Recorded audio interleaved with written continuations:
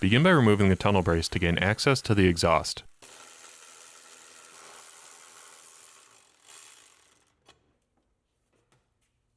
Then, remove the two outer rearward splash shields as well as the center shield under the spare tire well.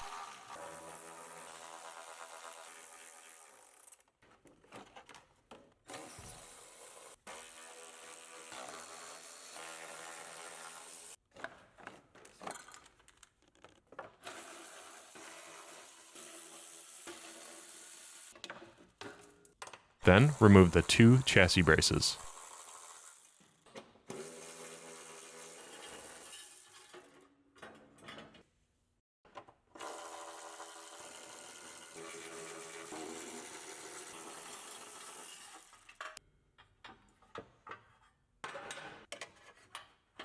Then remove the rear hanger next to the differential.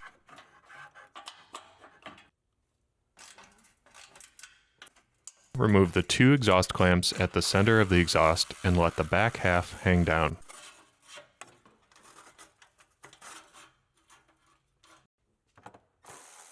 Next, remove the heat shield in between the exhaust and the driveshaft carrier by unbolting the inner portions of both under trays.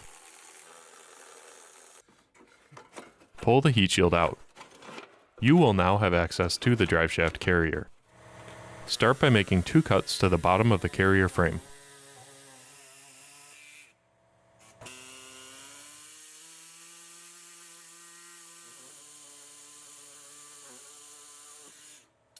Then unbolt it from the body.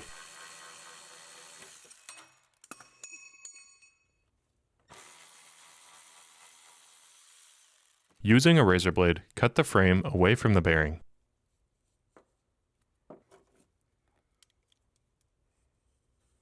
Then cut the remaining center rubber rib all the way around until it's flush with the base layer of rubber, but leave the base layer of rubber intact. Now you can install the new carrier. Start with the top half, with the bushing in it, and slide it over top of the bearing with the text facing the front of the vehicle. Then bring the bottom half up to meet it, and connect the two together using the provided Allen bolts. As you tighten the bolts, switch back and forth from left to right so the bolts don't bind in the holes. A small gap may form between the two bushings. This is normal. To mount it to the car, place an isolation damper over each foot. Then take a shoulder bolt, put a fender washer on it, and slide it up through the isolation damper, and your small washer on the very top.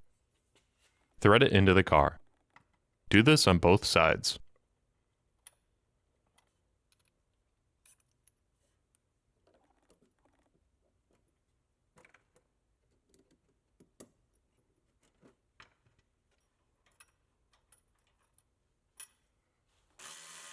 Tighten the bolts down, reinstall your heat shield and exhaust, and your installation is complete.